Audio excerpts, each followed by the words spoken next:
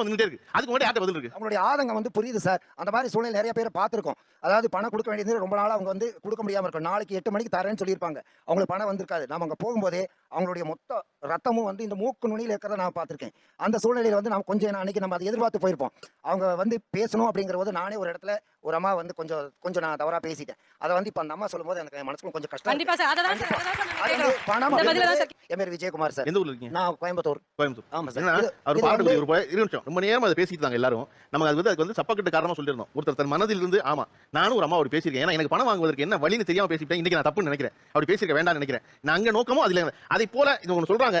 இனிமே அப்படி கண்டிப்பா பேச வேண்டாம்னு நினைக்கிறேன். அப்படின்னா விஜயகுமாரை போல யார் நினைக்கிறீங்க? அது உண்டு. ஒரு வார்த்தை நாங்க திட்டிட்டாலும் நீங்க கூட மறந்துடுவீங்க. நாங்க வந்து ரொம்ப நாளா வாங்கிட்டு இருந்தாங்களே, படக்குன்னு ஒரு வார்த்தைய விட்டுட்டோமே.